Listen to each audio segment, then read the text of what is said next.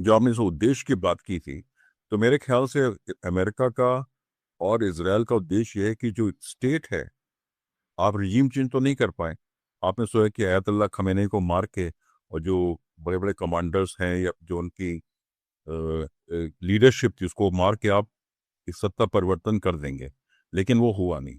लोगों का ध्यान शायद नहीं है पर ईरान के हमले के, ईरान पर जो हमला हुआ उसके उसके कारण। पर गजा पर हमला अभी भी चल रहा है, हमला रुका नहीं है वहां पे फिलिस्तीन पे। मतलब इसराइल इस समय गजा पर वहां वहां पे तो हमला कर ही रहा है, लेबनान पे हमला कर रहा है, साथ में ईरान पे हमला कर रहा है। और उसके लिए वो 3 देशों पर अभी हमला कर रहा है। गाजा में इन्होंने एक मॉडल परफेक्ट कर लिया था कि कैसे आप युद्ध करेंगे, तो आप युद्ध जो होगा सिविलियंस के खिलाफ होगा, क्योंकि गाजा में तो कोई सेना भी नहीं है। हमास है और उसका जो कासिम ब्रिगेड है, लेकिन वो एक सेना तो नहीं है। वो तो एक तरह की मिलिशिया आप कह सकते हैं, या एक तरह की पुलिस फोर्स कह सकते हैं। ना तो उनके पास टैंक है, ना सैटेलाइट है, ना मिसाइल है, कुछ नहीं। ये बड़े मामूली किस्म के रॉकेट है उनके पास, कोई है नहीं। कम से कम 2000 से ज्यादा टैंकर्स और जहाज वहां पे फंसे हुए हैं गल्फ ऑफ हॉर्मुज में। अगर इन जहाज़ों पे, टैंकर्स पे उन्होंने ड्रोन मिसाइल अटैक कर दिया तो एक बहुत बड़ी बर्बादी हो सकती है। तो चीन की छवि अब एक बहुत अलग किस्म की छवि है।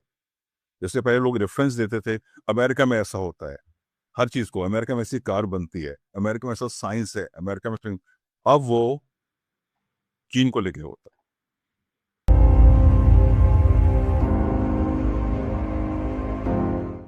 नमस्कार, मैं हूं नीतीश त्यागी और आप हैं हरकारा डीप डाइव पर। और हमारे साथ हमारे खास मेहमान जो जुड़ रहे हैं साओ paulo से, शोभन सक्सेना, जो बहुत लंबे समय तक भारत में पत्रकार रहे हैं, टाइम्स ऑफ इंडिया की फॉरेन एडिटर, फॉरेन डेस्क के हेड रहे हैं।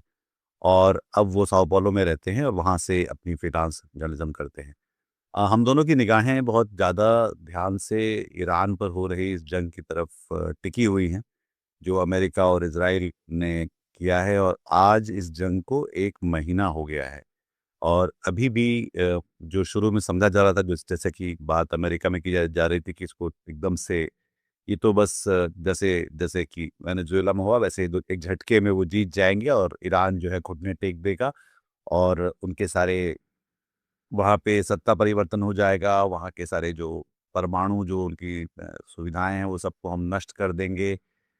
और इस तरह के बहुत सारे दावे डोनाल्ड ट्रंप ने तब किए थे और 1 महीने बाद भी लगातार किए ही जा रहे हैं।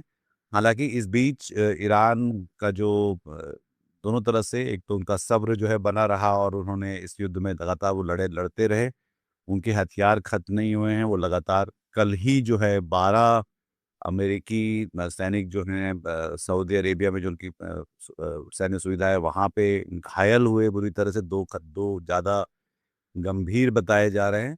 तो ये 1 महीने के बाद भी ये युद्ध जो है अभी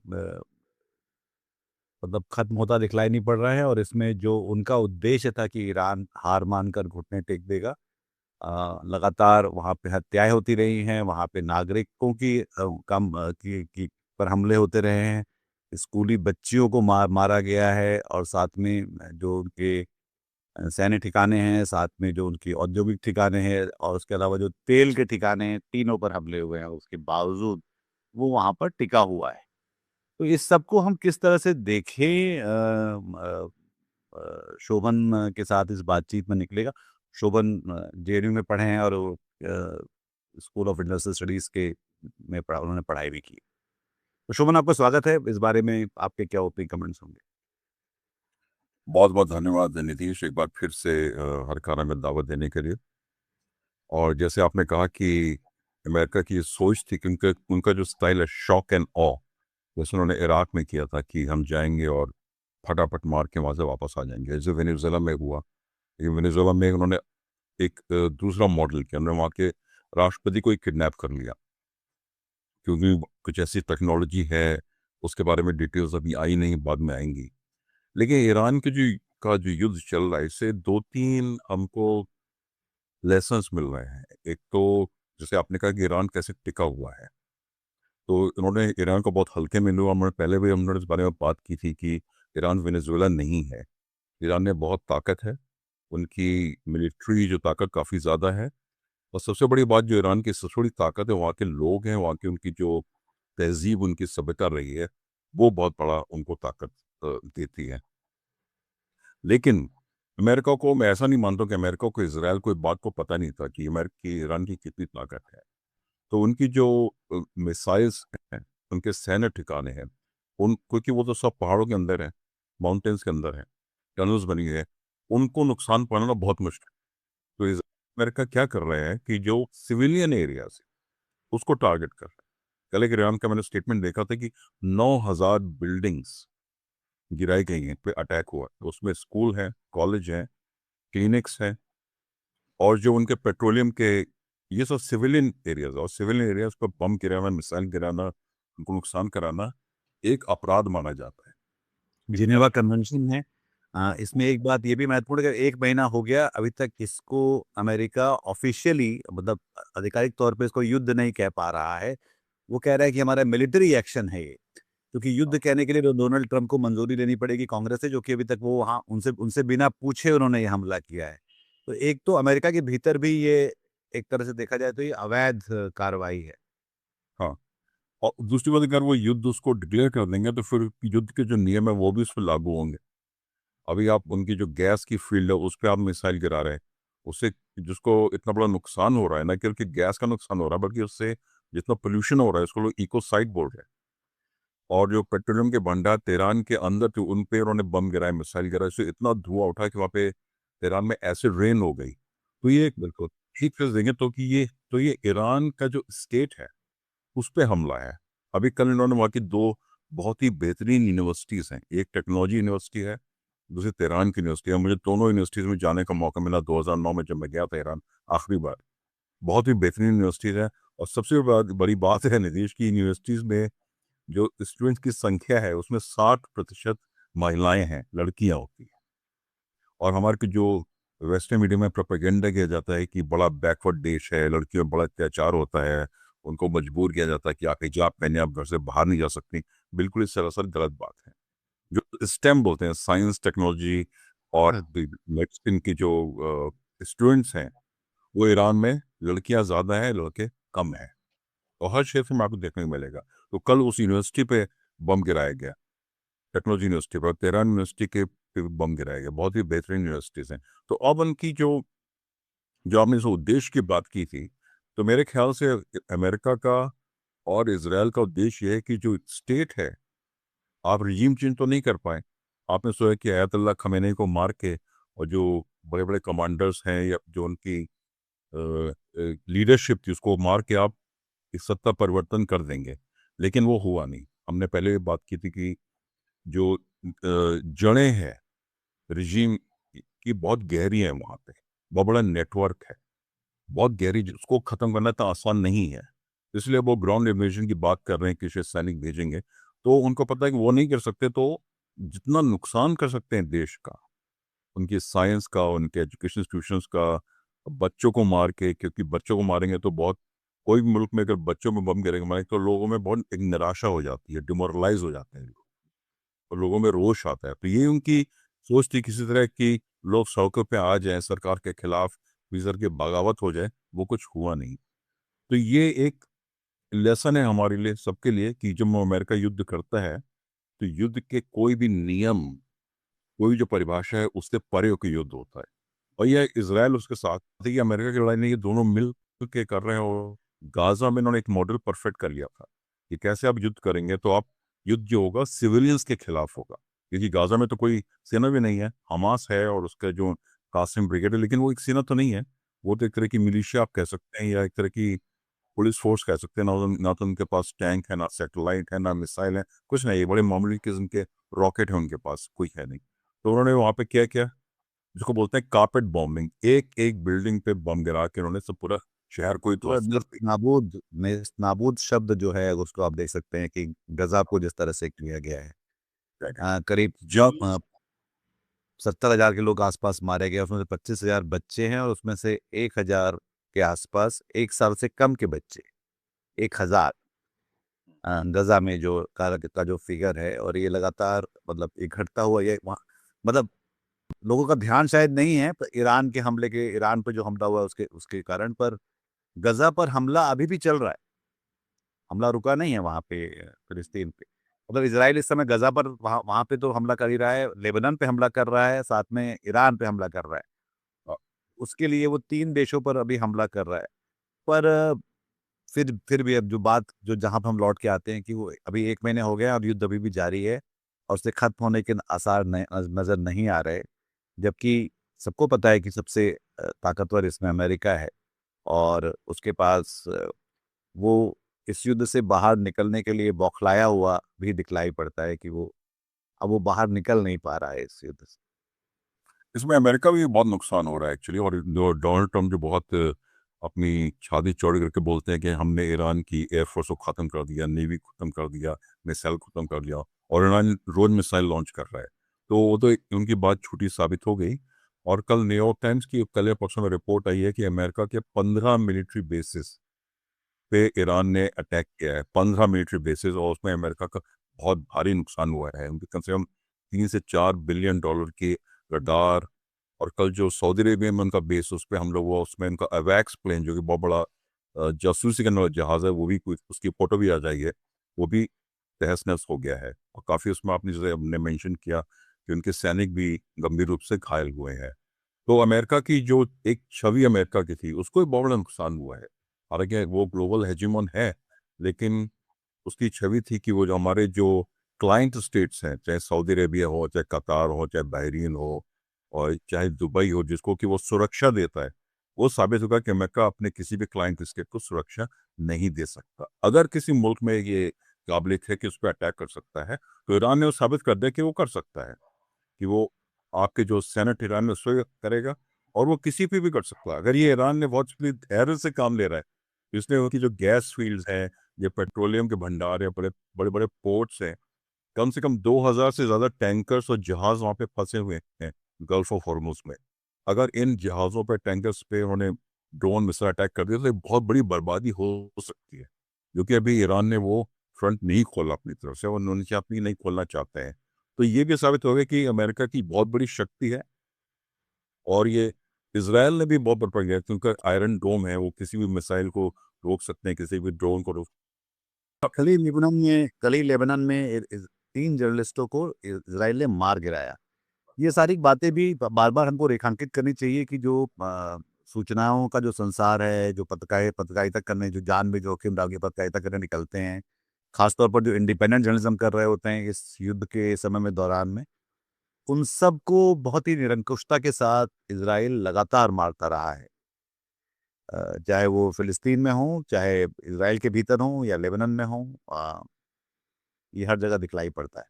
गल्फ स्टेट्स में भी आप देख सकते हैं कि वहाँ भी सिविलियंस तक को कहा गया है कि वो सोशल मीडिया पे कुछ पोस्ट नहीं कर सकते। जब भी वो अपने आस-पास, क्योंकि आजकल ये हर जगह होता है कि लोग अपना मोबाइल बाहर निकाल के रिकॉर्ड करने लगते हैं, कुछ भी उनको दिखलाई पड़ता है इस तरह का तो। कल आई एम अल मायादीन करके एक चैनल है, साइट है, उसकी जर्नलिस्ट जिनको मैं फॉलो कर रहा था, फातिमा फतूनी, और वो रिपोर्टिंग कर रही थी, उसी बाद उनकी हत्या हो गई। उनके ऊपर पास एक मिसाइल गिरी और हत्या हो गई। कुछ दिन पहले फिर वो रशिया टुडे के 2 जर्नलिस्ट जो कि ब्रिटिश हैं, उनके पीछे एक बम गिरा, उनको मारने की कोशिश की। और गाजा के अंदर तो निरीश जानते हैं कि चुन चुन के मारा गया। उनके टारगेटेड किलिंग हुई जर्नलिस्ट की। वे करीब करीब 100 के करीब जर्नलिस्ट वहाँ पे मारे गए, उनके परिवारों को मारा गया। ऐसा हुआ कि उनके परिवार को मारा गया, जब वहाँ पे पहुंचे तो उनके ऊपर फिर से एक मिसाइल गिरी उनको मारने की। यही चीज डॉक्टर्स और पैरामेडिक्स के साथ वहाँ पे हुई। और ये विश्व युद्ध की परिभाषा के हिसाब से ये होता है जब पूरा विश्व ही उसमें उसकी चपेट में आ जाए। तो ये जो शुरू से लोग बात ये करेंगे क्या ये तीसरा विश्व युद्ध है? तो ये तीसरा विश्व युद्ध कई तरह से हो सकता है, क्योंकि अगर अब मसला अगर सारा तेल के जितने स्रोत हैं उन सब पे आग लग जाए, जैसे कि दोनों ही देश कोशिश कर रहे हैं ये और धमकियां भी दे रहे हैं और बीच-बीच में ये भी करते हुए दिखलाई पड़ रहे हैं कि वो तेल पे तेल के या गैस के उस पे हमला कर देंगे। तो वो अपने आप में पूरी दुनिया को चपेट में ले लेगा, पूरा का पूरा, और हर तरह से कीमत चुकानी पड़ेगी। सिर्फ ये नहीं कि मतलब एक रिसोर्स पे या इंडस्ट्री पे हमला होगा, वो साथ में पॉल्यूशन, पर्यावरण पर भी हमला होगा, महंगाई बहुत ज़्यादा बढ़ जाएगी। बाकी सारे असर उसके हर तरफ पड़ेंगे उस। देखिए, बहुत बड़ी बात है कि हालांकि मैं इस रीजन की बात कर रहा हूँ, यहाँ पे तेल तो नहीं आता है वहाँ से, लेकिन यहाँ से एक्सपोर्ट बहुत जाता है मिडिल ईस्ट, वेस्ट एशिया हो, चाहे सऊदी अरेबिया हो, चाहे दुबई हो, चाहे ओमान हो। क्योंकि ब्राज़ील दुनिया का सबसे बड़ा बीफ का एक्सपोर्टर है और बहुत बड़े एग्रीकल्चर प्रोडक्ट्स हैं यहाँ पे। क्योंकि आपको पता है खाड़ी के देशों में तो एग्रीकल्चर के नाम पे, कृषि के नाम पे कुछ है नहीं। वो अपना अपना पूरा बाहर से खरीदते हैं और भारत से ही बहुत ज़्यादा एक्सपोर्ट होता है वहाँ पे। तो अभी भारत जो है, समस्या भारत इस बात को जो कहना ये बहुत जरूरी, जो शोभन कह रहे हैं कि भारत जो है दुनिया में बीफ का दूसरे नंबर का एक्सपोर्टर है ब्राजील के पास। और जब मैं लोगों को बताता हूँ तो उसमें लोगों को बड़ा आश्चर्य होता है। और उसके बारे में मैंने भी लिखा भी था और कुछ लोग मुझसे बहुत नाराज़ भी हुए थे कि क्योंकि मैंने स्टोरी की थी कि ब्राज़ील और भारत में कंपटीशन होता है बीफ को बेचने को लेकर। हालांकि जो मेरे ख्याल से आप ज़्यादा जानते होंगे, भारत से जो जाता है वो शायद भैंस का मीट ज़्यादा होता है, यहाँ से जो जाता है वो गाय का ही मीट होता है बेसिकली, या बुल होता है जनरली। गाय को नहीं मारते, हाँ, बुल का मीट। गोवंश, गोवंश का। हाँ, तो अब ये है कि क्योंकि अब जहाँ 2000-3000 टैंकर वहाँ फंसे हुए हैं खाड़ी में, और गल्फ और हॉर्मुज़ जब बंद है, प्रैक्टिकली तो बंद ही है। तो इसलिए बंद इसलिए, हाँ, क्योंकि स्ट्रेट ऑफ हॉर्मुज़ जो है वो बंद है, तो इसलिए क्योंकि वहाँ से इंश्योरेंस कंपनीज जो है वो टैंकर्स को, शिप को इंश्योर नहीं करेंगे। उनको मालूम कि अगर आपका नुकसान हो सकता है, आपको इंश्योरेंस नहीं देंगे। और इंश्योरेंस नहीं देंगे तो कोई भी वेंडर है वो अपना जहाज लेके वहाँ पे नहीं जाएगा। ये हो रहा है। तो अगर ये युद्ध, कल मैं इंटरव्यू देख रहा था एक यूरोपियन इकोनॉमिस्ट का, यूरोपियन सेंट्रल बैंक के चीफ हैं जस्टिन लगार्ड, उनका इंटरव्यू देख रहा था। उन्होंने कहा कि नुकसान जो होना था वो तो हो ही चुका है, इसके परिणाम 6 महीने तक देखे जाएंगे जी। जो हो गया अभी तक। और अगर ये युद्ध 1-2 महीने और खिंच गया तो इसके परिणाम बहुत दूरगामी होंगे। लेकिन ये तो क्या, हम इकोनॉमी की बात कर रहे हैं। इकोनॉमी तो और देखिए डोनाल्ड ट्रम्प का देखिए रवैया, देखिए वो कह रहा है हम तो ना खाड़ी से तेल लेते हैं, ना हम उनको कुछ एक्सपोर्ट करते हैं। वो तो वेपन्स एक्सपोर्ट करते हैं, आर्म्स देते हैं उनको, हथियार देते हैं, उनको एक्सपोर्ट कुछ करते नहीं है। तो हम तो सुरक्षित हैं, ये उनका रवैया है। दुनिया जाए भाड़ में, दुनिया का नुकसान हो रहा है तो होता रहे, दुनिया जाए तेल लेने, जैसे बोलते तेल हैं, लेते तेल हैं। ले। हाँ। मैं अभी ये मुहावरा इस्तेमाल नहीं करना चाहता। इस तरह के कई सारे मुहावरे जो हैं, अब तेल लेने वाली जैसे एक बात है, फिर एक ये भी मुहावरा है जो कि बिकॉज़ गल्फ के देशों में तो सब लोग कहते होंगे कि शेख अपनी-अपनी देख, जिस शेख अपनी-अपनी देख। लेकिन ये सब बड़ा जो ये जो शेख भी अपनी अपनी नहीं देख पा रहे। इन इन जो जो अमेरिका के जो क्लाइंट स्टेट्स ने एक हवा बना के रखा हुआ था, ये हमारे पास अमेरिका के बेस है जो उनको सुरक्षा देगा। किससे आप सुरक्षा चाहते हैं? आपको खतरा किससे? आपको खतरा तो इजराइल से होना चाहिए ना, वो भी अमेरिका का मिलिट्री बेस है। ईरान ने तो कभी किसी भी देश पे ना तो हमला किया, ना ईरान ने किसी को धमकी दी। तो जो मुख्य उद्देश्य ये मिलिट्री बेस बनाने का है कि ये उनकी जो अपनी जनता है उसके खिलाफ है। उनको ये मैसेज देते रहते हैं कि हमारे ऊपर अमेरिका जो हमारा माई बाप है, हमारा उन वरद हस्त हमारे ऊपर है। तो क्योंकि ना तो इन देशों में लोकतंत्र तो छोड़ दीजिए, लोकतंत्र के नाम पे कुछ है ही नहीं। पूरी पूरी तरह से राजशाही, जो कि यूरोप में भी मेरे ख्याल से मिडिवल पीरियड में नहीं थी। मिडिवल पीरियड में यूरोप में किसी तरह की लोकतंत्र आ गया था, हालांकि राजशाही अभी भी है इंग्लैंड में, लेकिन एक मॉडल आ गया है कि लोगों का कि पार्टिसिपेशन। राजशाही का मतलब कि पूरा कंट्रोल और पूरा पूरा जो एक तरह से जो कंट्रोल और होल्ड जो है उनका रहेगा। एब्सोल्यूट एब्सोल्यूट मोनार्की बोलते हैं, एब्सोल्यूट मोनार्की मतलब कि में में ऐसी अफ़वाहें आनी शुरू हो गई हैं कि कुछ ऐसे खाड़ी देशों के जो राजा हैं या जो उनके जो शेख हैं, वो अब वो छोड़कर सुरक्षित जगहों की तलाश में निकल की बाद में करने लगे हैं, या निकल गए हैं। जैसे कि बहुत सारे अमेरिकी सैनिकों को तुरंत निकाल लिया गया, जैसे ही करीब, और वो संख्या 20,000 है। ये सारी बातें अपुष्ट भी हैं, क्योंकि कोई भी कन्फर्म नहीं करने वाला, क्योंकि ये सब चल रहा है हवा में ही, जो इसके उसमें। पर ज़ाहिर तौर पर उनके कारणों के साथ जब आप देखते हैं, लॉजिक के साथ देखते हैं, तो शायद वो दिखलाई पड़ता है कि कैसे चीज़ें अ, ऐसी होती हुई मुमकिन है। क्योंकि दोनों तरफ से जब आप देख रहे हैं कि नुकसान तो मतलब ये भी बात भी सही, ये बात भी ज़रूरी है बात करनी, कि कैसे मीडिया जो है एक तरफ़ा सिर्फ़ अमेरिका और ईरान के बारे में इज़राइल के बारे में बात कर रहा है कि वो लोग हमले किए जा रहे हैं। जो ईरान का जो रेज़िलियंस है, या जो उनका जो पलटवार है, उनके बारे में लोग साफ-साफ उतनी बातें नहीं कर रहे। और पूरा खाड़ी जो इलाका ही शायद जर्नलिज़्म के लिए वो बहुत पारदर्शी और ज़िम्मेदार उस तरह से नहीं दिखलाई पड़ता है।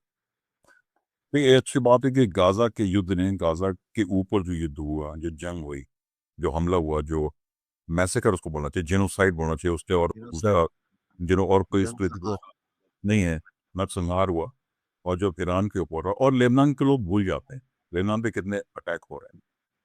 इसने जो जो पश्चिमी देश है, इनकी जो हिपोक्रेसी है, जो ढोंग इनका है, उसको पूरी तरह से एक्सपोज कर दिया। और खासकर जो पश्चिम का मीडिया है, जो हमेशा ह्यूमन राइट्स की बात करता है और लिबर्टी की बात करता है, फ्रीडम की बात करता है, लेकिन ये मुझे फ्रीडम लिबर्टी जब एशिया में हो, एशिया के देशों में हो, जो ब्राउन लोग हैं, मुसलमान हैं या नहीं भी है, तो वो सब बातें जो है खारिज हो जाती, उनका कोई मतलब नहीं आता।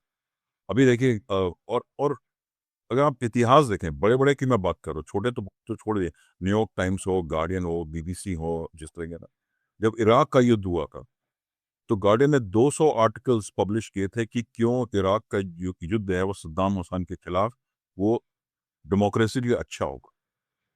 और किस तरह की डेमोक्रेसी इराक में आई सबको पता है।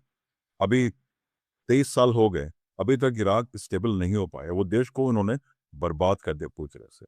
वहाँ पे आईसिस आ गया, वो एक टेरर का केंद्र बन गया, जिस देश में टेररिज्म था ही नहीं। सद्दाम हुसैन में आप जो भी कुछ बोलें, लेकिन उनके टेररिज्म उन्होंने अलाउ नहीं किया, उन्होंने फंडामेंटलिज्म अलाउ नहीं किया। एक तरह का उनका अलग तरह का अरब सोशलिज्म था, प्रोग्रेसिव था, उनकी जो ऑटोक्रेटिक तो थे, उसमें कोई बात नहीं है, लेकिन उस देश में वही लीबिया में हुआ गद्दाफी के खिलाफ। और मुझे लीबिया जाने का मौका मिला है कि लीबिया में तो अफ्रीका में सबसे ज़्यादा पर कैपिटा लीबिया की थी। 100% लिटरेसी, मेडिकल सिस्टम, इसकी कभी वो बात नहीं करते। वही ईरान की बात है, ईरान का पब्लिक हेल्थ केयर सिस्टम देखें तो खैर उन क्षेत्र में सबसे बढ़िया हेल्थ केयर सिस्टम है। गांव गांव तो उन्होंने प्राइमरी हेल्थ सेंटर्स बना रखे हैं, जो कि शायद भारत में अभी तक हुआ नहीं, और मेरे ख्याल से कुछ सालों तक होगा भी नहीं।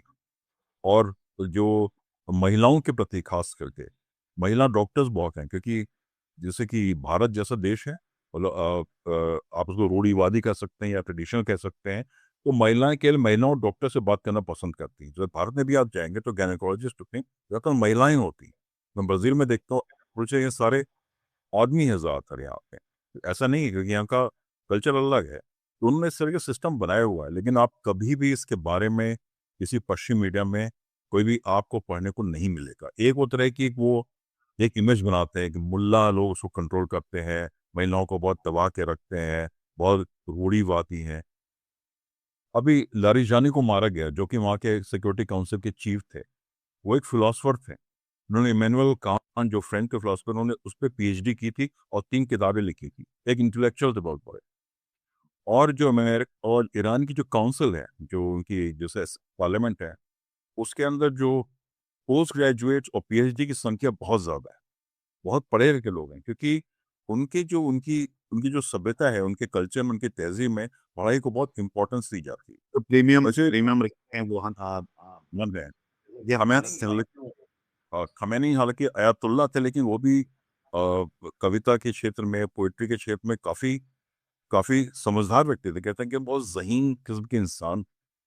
और ये क्योंकि वो ईरान का कल्चर रहा है, और मैं देखते हैं, मैं हालांकि मैं उसमें देखना, मैं चाह भारत में भी देखेंगे कि जो हमारा शिया समाज है, उसे बड़ी तहजीब तमीज से बहुत बहुत तरजीह दिया, बहुत जोर दिया जाता है।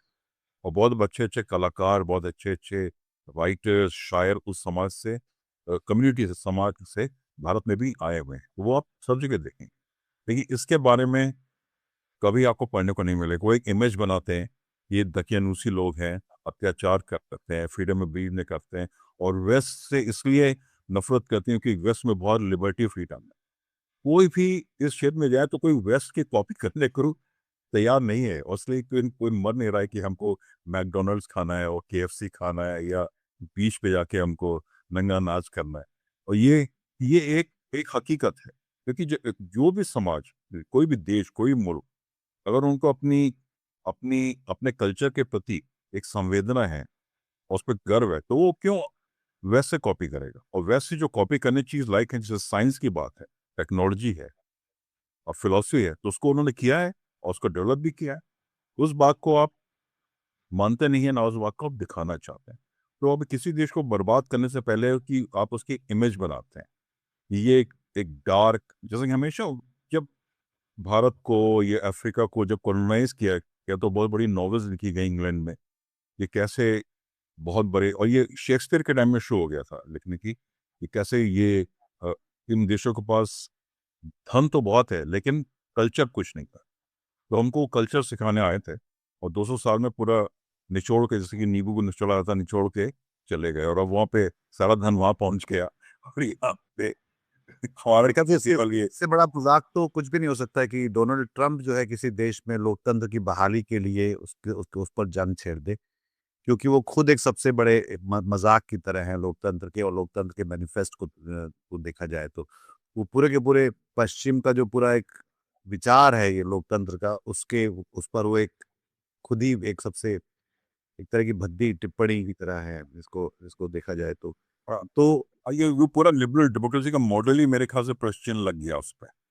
मतलब इतना कुछ है कि जब मैं देख रहा था कि कैसे मागा के लोग ही जो अब डोनाल्ड ट्रंप को निशाने पर लेने लगे हैं अब, और उनके खिलाफ वहां भी एक तरह का बंटवारा होने लगा है।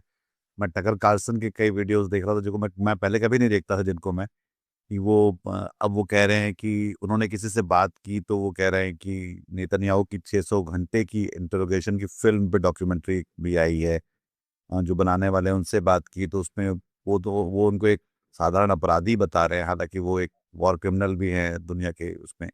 और ट्रम्प उनके साथ खड़े हैं साफ साफ तौर पे, और ट्रम्प उनसे मैनिपुलेट भी हो रहे हैं, सिर्फ ये नहीं कि मतलब साथ खड़े हैं, वो उनके कहने पे एक तरह से चल रहे हैं। बाद में ट्रम्प कह रहे हैं कि मुझे नहीं मालूम था कि ये तेल पर भी हमले कर देंगे, तेल ईरान के तेल ठिकानों पे हमले कर देंगे, हमसे पूछ कर नहीं किया गया, और हमने उनसे कहा कि अब आगे से ऐसा ना करें। तो ये भी दिखलाई पड़ रहा है कि कितना जो इसको बोलते हैं कि मतलब इस किस अंधेरे में बैठकर ये लोग युद्ध लड़ रहे हैं, इन्हें खुद ही पता नहीं कि ये लोग करने क्या निकले थे, कर क्या रहे हैं, और यहाँ से बाहर कैसे निकले। तो इसमें जो एक और बात जो इंटरव्यू से पहले कर रहे थे शोभन, वो ये था कि ये जो जो ग्लोबल साउथ पे जो लड़ाई आप कह रहे थे कि ये एक तरह की बौखलाहट भरी एक एक प्रतिक्रिया भी है, जिसमें अमेरिका बहुत तेजी से इस बात को महसूस कर रहा है कि उसकी सत्ता जो है उसके तेजी से उसके हाथों से निकल रही है। अ, डोनाल्ड ट्रंप का आना भी, ये जो पूरा वाइट सुप्रीमेसिस्ट का जो पूरा मागा वगैरह का ये जो आर्ग्यूमेंट भी उसी का हिस्सा समझा जाता है, जिसमें कि सत्ता हमारे हाथ से निकल रही है, अमेरिका को बचाने का समय आ गया, तो अब उसके बचाने के लिए हमको क्या करें। तो वो वापस जो आप कह रहे थे कि एक नई या एक पुनर्साम्राज्यवादी प्रवृत्ति के तहत जो है ये कार्रवाई की जा रही है। उन्हें ये भी पता है कि रूस तो खैर फिर भी वो देख लेंगे शायद, पर चीन का वो उनके पास कोई मुकाबिल है नहीं। और चीन एक तरह से ईरान के साथ पीछे से तो खड़ा हुआ है, सामने तो नहीं आया है पर पीछे से खड़ा हुआ है, साफ साफ ये भी लोगों को पता है। तो ये जो ग्लोबल साउथ की जो परिकल्पना है, जहाँ पे उनका बढ़ता हुआ रसूख है, बढ़ती हुई अर्थव्यवस्था है, उनका और उनका ये अब ये असर्शन भी है, जैसे कि हम देख सकते हैं जब जब लोगों में एक चेतना जागती है और एक अस्तित्व को लेकर विश्वास आने लगता है, तो फिर वो अपने आप को असर्ट करते हैं कि नहीं, हमारी बात सुनिए। अब सिक्योरिटी काउंसिल सिर्फ जो है आप लोगों की नहीं हो सकती, इसमें बाकी लोगों को भी शामिल करना पड़ेगा। और या यूएन, हालांकि यूएन अपने आप में कितना प्रासंगिक है, ये भी एक अपने आप में एक अलग लंबी चर्चा का एक विषय है। तो इस ग्लोबल साउथ के बारे में आप क्या सोचते हैं? क्या उस जिसमें भारत भी शामिल है और ब्राजील भी शामिल है, ईरान भी शामिल है, अ, जिन देशों के जो देश इस लड़ाई में, इसमें यूएई भी शामिल है, कि जो संयुक्त अरब अमीरात भी शामिल है, अ, रूस और चीन तो शामिल हैं ही इसमें, जो दरअसल अमेरिका और पश्चिम के देशों के खिलाफ खड़े हुए। अ, किशोर महबूबानी जो एक सिंगापुर में एकेडमिक हैं, वहाँ के उनके डिप्लोमेट भी रहे हैं, चीफ डिप्लोमेट भी रहे हैं, और शायद मेरे ख्याल से वहाँ के फॉरेन मिनिस्टर भी रहे हैं। और उन्होंने 2-3 किताबें लिखी हैं चाइना के ऊपर। एक उनकी किताब का नाम बड़ा फेमस है, हैज़ चाइना वन, और एक है शायद चाइनीज सेंचुरी, एशियन सेंचुरी करके लिखी है। तो उनका जो आर्गुमेंट देते हैं वो ये है कि अगर आप दुनिया का इतिहास देखें, हाँ, पहली सदी से लेके 18वीं सदी तक, तो 2 देश थे ऐसे जो कि पूरी दुनिया के जीडीपी को डोमिनेट करते थे, वो थे भारत और चाइना। 18वीं सदी में दुनिया का जो जीडीपी था, जीडीपी को हिंदी में क्या हम बोलेंगे? सकल सकल घरेलू उत्पाद। हाँ, तो जीडीपी कहना ही ठीक रहेगा। जीडीपी बेचना, मतलब जीडीपी बेचना समझते हैं लोग, बजाय सकल घरेलू उत्पाद। हाँ, तो दुनिया का जो जीडीपी था उसका 50% भारत और चीन कंट्रोल करते थे 18वीं सदी तक, जब अंग्रेज भारत में आए, जहांगीर के सम्राट जहांगीर के टाइम पे, 18वीं सदी तक। और जब 1907 और भारत का प्रतिशत शायद 23 या 24 था और चीन का 25-26 था, लगभग बराबर था, 50%। और बाकी दुनिया एक तरफ, यूरोप, अमेरिका तो थे ही नहीं, तो आप बाकी यूरोप के पास अफ्रीका और ये मिडिल वेस्ट एशिया को आप मान लीजिए। जब 1947 में भारत छोड़कर अंग्रेज गए हैं, तो भारत का जो कंट्रीब्यूशन या भाग था इस जीडीपी में 1 या 2% के लगभग आ गया था, 1 या 2। तो 25% आप गिर के कितने पे आ गए? 1% पे आ गए। चाइना का भी यही हाल हुआ। हमारा जो बोलते हैं जीडीपी का ग्रोथ था, वो -3% था 1947 में। तो जब हमने ग्रोथ करना शुरू किया 1950 के दशक में, लोगों ने उसका मजाक बनाया कि हिंदू रेट ऑफ ग्रोथ, ये कि 2 या 3% के ग्रोथ से हम लोग ग्रो कर रहे थे। लेकिन आप देखिए कि कहाँ से आ पा रहे हैं, अब -3 से +3 आए। वो बहुत बड़ा परिवर्तन हुआ एक्चुअली। तो उनका जो प्रोफेसर महबूब बानी, वो सिंगापुर यूनिवर्सिटी में प्रोफेसर भी हैं, उनका कहना है कि जो यूरोप का जो डोमिनेशन हुआ 18वीं, 19वीं और 20वीं सदी के पहले भाग में, ये एक एबरेशन है, ये कभी नियम नहीं रहा। दुनिया को डोमिनेट किया बड़े देशों ने, चीन ने, भारत ने, और वो एबरेशन जो है अब वो खत्म हो गया। क्योंकि जो यूरोप के पास या पश्चिम के पास उनका एडवांटेज क्या था? साइंस एंड टेक्नोलॉजी और एक पॉलिटिकल सिस्टम। तो अब वो साइंस टेक्नोलॉजी पे आपकी जो बपौती अब वो रही नहीं, क्योंकि अब वो बहुत ही डेमोक्रेटिक हो गई, वो भारत के पास भी है। चीन तो इनसे भी शायद आगे निकल गया है, तो इसलिए बहुत ज़्यादा इनको घबराहट हो रही है कि चीन से आगे निकल चुके। और चीन ने एक और बात साबित कर दी है, जो हमको पसंद आया ना आए, कि आपको ग्रोथ करने के लिए लिबरल डेमोक्रेसी नहीं चाहिए। उनका अपना मॉडल है, वो उसको अपने सोशलिज्म कहते हैं, समाजवाद विद चाइनीज कैरेक्टरिस्टिक्स। आपको पसंद हो ना पसंद हो वो अलग बात है, लेकिन उन्होंने साबित कर दिया कि आप ग्रो कर सकते हैं, अपने समाज को बेहतर बना सकते हैं। और बहुत समाज चीन का बहुत बदल गया है। तो अब जो एशियन सेंचुरी की बात हुई कि 21वीं सदी को कौन डोमिनेट करेगा, एशिया डोमिनेट करेगा, उसमें चीन है, भारत और भी, इंडोनेशिया है, मलेशिया है। आसियान आसियान कंट्रीज है, जापान है, मतलब बिल्कुल। हाँ, आसियान तो दुनिया का सबसे बड़ा एक्चुअली वो ट्रेडिंग ग्रुप है। सिंगापुर है, ये है उसमें, जापान, कोरिया, हालांकि उनका उनके रिलेशन के रिश्ते अमेरिका से हैं, लेकिन तभी है। तो इसको लेके अब पश्चिम में बहुत घबराहट हो गई कि बाजी उनके हाथ से निकल रही है, क्योंकि साइंस टेक्नोलॉजी पे आपका रहा नहीं। आपके मार्केट बड़े हैं नहीं, क्योंकि मार्केट बड़े कहाँ हैं? एशिया में है। भारत और चीन दोनों मिला के 3 बिलियन, तो मतलब 3 बिलियन तो भारत और चीन मिला के हो जाते हैं। और देशों में पाकिस्तान, बांग्लादेश, उन देशों में मिलाए तो पूरे 4 बिलियन तो केवल उसी एरिया में हो रहे हैं लोग। तो अब जो देश बड़ा है जनसंख्या के हिसाब से, बड़ा मार्केट है, उसकी डेमोग्राफी जो अच्छी है, यंग लोग हैं, तो उसके पास एडवांटेज हो गया। यूरोप की स्थिति अब एकदम उल्टी हो गई। आपकी जनसंख्या कम है और जनसंख्या घट रही है आपकी, और उसमें बढ़ोतरी हो नहीं रही है, क्योंकि वहाँ पे आप बोला कि बच्चे पैदा हो नहीं रहे हैं। उसको अगर आपकी भरपाई करनी है तो आप माइग्रेंट्स को लेके आते हैं। माइग्रेंट्स आते हैं तो उससे एक लेकर के एक सामाजिक, एक सोशल टेंशन वहाँ पे हो रहा है, उससे उनकी राजनीति प्रभावित हुई। तो उनकी वहाँ पे स्थिति राइट विंग, मतलब माइग्रेंट्स आएंगे, फिर राइट विंग बढ़ेगा, फिर उसके बाद हाँ, तो राइट विंग ने फिर किया कि चले जाएंगे। थोड़ी निकाली रिप्लेसमेंट थ्योरी, कि एशिया से, अफ्रीका से लोग आके जो है वाइट लोगों को भगाना चाहते हैं, खदेड़ना चाहते हैं, खत्म कर देना चाहते हैं। और यही बात अमेरिका, डोनाल्ड ट्रंप की जो पूरी राजनीति है वो इसी पे आधारित है, कि जो माइग्रेंट्स आ रहे हैं, लोग से आ रहे हैं।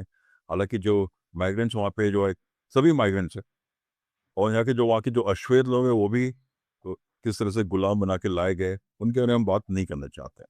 तो इस घबराहट को उन्होंने कहा कि अब इससे निपटने का एक ही तरीका है, क्योंकि अब ये एक लोकतांत्रिक तरीके से, सही तरीके से आप दुनिया को डोमिनेट नहीं कर सकते।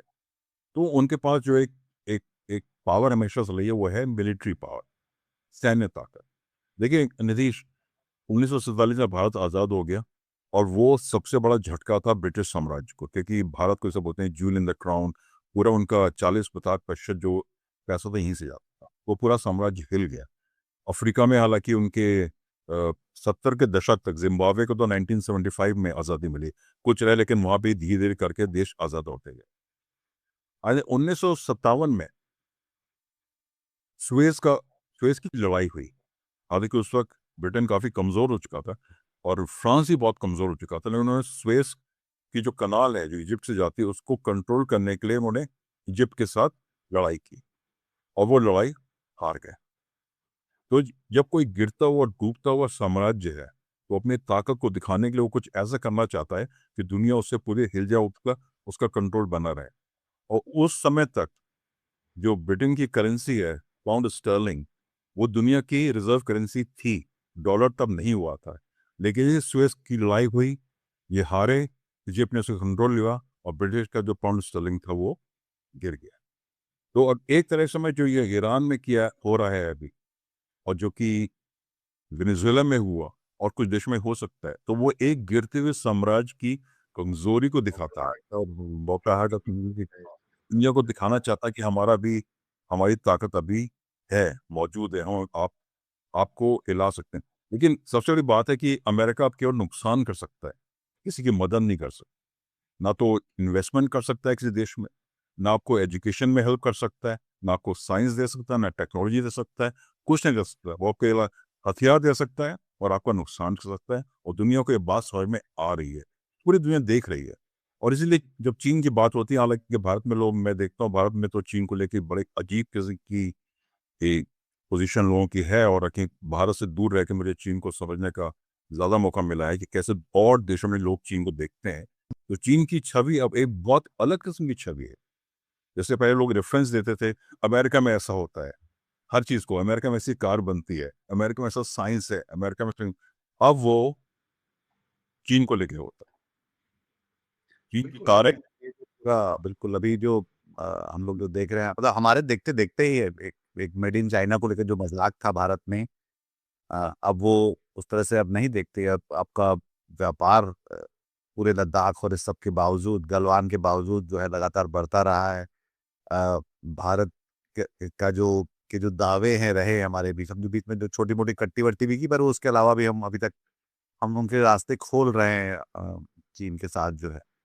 अ, तो जाहिर तौर पे ये एक चीन को देखने का, और चीन, ईरान और भारत तीनों जो है इसमें, ये अपने आप में सभ्यताएं हैं। ये कोई ऐसे जिसको बोलते हैं कि ऐसे देश बस नहीं है, वो एक सिविलाइजेशनल डेप्थ भी लेकर आते हैं, जो गहराई लेकर आते हैं साथ में अपनी, जिसको जिसको लेकर उसकी अपनी भूमिका होती है। जो कि अमेरिका उस तरह का देश नहीं है, अमेरिका कोई सिविलाइजेशन नहीं है। यूरोप फिर भी एक सिविलाइजेशन है, पर अमेरिका कोई सिविलाइजेशन नहीं है, मतलब उस तरह से। तो मैंने वो जो गांधी जी ने कहा था वेस्टर्न सिविलाइजेशन के बारे में ना, कि should be a good idea. है। हाँ, तो उस तरह से देखा जाए तो वो, मतलब उनके पास सिर्फ मॉडर्निटी की बात करना था, पर मॉडर्निटी भी अब उनके हाथ से निकलती हुई दिखलाई पड़ रही है, खासतौर पर इस तरह के लोगों को जिन्होंने जिन नुमाइंदगी देकर जो जो वो उस काम को और ज़्यादा फास्ट फॉरवर्ड कर रहे हैं, जिसके बारे में बार बार ये कहता है कि अमेरिका में ये कहने वाले लोग भी बहुत लोग हैं जो कि Trump always chickens out taco taco को लेकर बोलते हैं कि ये जो ट्रम्प जो है वो, क्योंकि ईरान जिस तरह से लड़ रहा है, अ, ट्रम्प जो है, कहते हैं ट्रम्प की चिकन आउट करना चाहते हैं, पर अब उनको उनको चिकन आउट करने के रास्ते नहीं निकल समझ में आ रहे उनको एक महीने बाद। तो हमें तो उम्मीद ये करनी चाहिए कि शांति हो, बातचीत हो, रास्ते बाहर निकलें, इसमें से रास्ता निकाला जाए, और ये जो पूरी पूरी दुनिया को तबाही की तरफ धकेला जा रहा है वो कम से कम खत्म हो। अ, मेरे ख्याल से इस बातचीत को हम यहाँ रोकते हैं। ठीक ठाक ये हो गए, हम फिर फिर इस पर हमारे साथ निवेश, हाँ, आप एक मिनट लूंगा। आपने मॉडर्निटी की बात की और वेस्ट का बहुत बड़ा एक हवा रहा हमेशा से मॉडर्निटी को लेके। लेकिन अभी जब पेंडेमिक हुई थी 3-4 साल पहले, तो अमेरिका में इस बात पर डिबेट हो रही थी, डिबेट क्या हो रही थी, लड़ाई हो रही थी कि मास्क पहनना चाहिए कि नहीं पहनना चाहिए, ठीक है, और वैक्सीन लेना चाहिए कि नहीं लेना चाहिए। और लोगों ने, सबसे खराब वैक्सीन का रेट अमेरिका में रहा, सबसे ज़्यादा मौतें अमेरिका में हुई, सबसे ज़्यादा इन्फेक्शन अमेरिका में हुए। और मास्क को लेकर लड़ाई हुई। और मैंने एक आर्टिकल पढ़ा था, अमेरिका में फ्लाइट्स के अंदर 4000 इंसिडेंट हुए लड़ाई के, 4000 पैंडेमिक पीरियड में। और उसके बाद कि लोग दूसरे से लड़ाई कर रहे हैं कि कोई मास्क पहनना नहीं पहन रहा है। और अब एशिया में देखें, जापान और साउथ कोरिया, चाइना में हर आदमी मास्क लगा के घूमता है। चाहे उनको, जैसे उनको किसी को जुकाम होता है तो तुरंत वो मास्क लगा लेते हैं, इसलिए कि अपने आप को प्रोटेक्ट करना है, क्योंकि वो अपना इन्फेक्शन दूसरों को नहीं देना चाहिए। जी, और ये बात पश्चिम में, जो एक व्यक्तिवादी सोच इतनी ज्यादा हो गई है, इंडिविजुअलिज्म जो एक्सट्रीम हो गया है, और वो मॉडर्निटी के बिल्कुल खिलाफ है। मॉडर्निटी क्या है? मॉडर्निटी तो साइंस है, टेक्नोलॉजी है, डेमोक्रेसी है, दूसरों के प्रति आपके व्यवहार कैसा, इसको मॉडर्निटी क्या है? इन्होंने एक अजीब किस्म की मॉडर्निटी बना दी है कि जो एक्सट्रीम इंडिविजुअलिज्म, व्यक्तिवाद है, वही, और व्यक्ति पूजा और व्यक्तिवादी पर उनकी फिलॉसफी बन गई है। और वही, इसीलिए आपने सिविलाइजेशनल स्टेट की बात की, बहुत जरूरी है। वो समझते नहीं है इस बात कि सिविलाइजेशन क्या है। एक बहुत बड़ी ताकत होती है जो कि समझ नहीं पाए, ना अमेरिका समझ पाया, ना इज़राइल समझ पाया। क्योंकि दोनों देश ही एक तरह से दोनों देश ही जो हैं वो एक तरह से बाद में आए, या बाद में एक तरह से पॉटेड प्लांट जिसको बोलते हैं, गमले में सेटलर गमले सेटलर कॉलोनाइजेशन, हाँ, बोलते हैं सेटलर कॉलोनाइजेशन। अमेरिका भी सेटलर कॉलोनाइजेशन है और कॉलोनी है, और इसराइल भी वही है। और यही उनका जो रिश्ता आपस में यही है। तो बहुत-बहुत शुक्रिया शोभन इस बातचीत के लिए। हम लोग आगे भी इस बारे में बातचीत करते रहेंगे। दर्शकों, आपको ये बातचीत अगर अच्छी लगी तो अपने हम-ख़याल लोगों के साथ इसको साझा करिए, हमारे चैनल को सब्सक्राइब करिए, हमारे साथ सहयोग करिए और इसको लाइक का बटन ज़रूर दबाइए और अपना ख़्याल रखिए, हमारे साथ बने रहिए। बहुत-बहुत शुक्रिया। बहुत शुक्रिया शोभन। शुभ नमस्कार।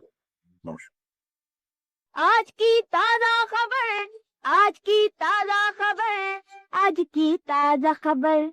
आओ काका जी इधर, आओ मामा जी इधर, सुनो दुनिया की खबर।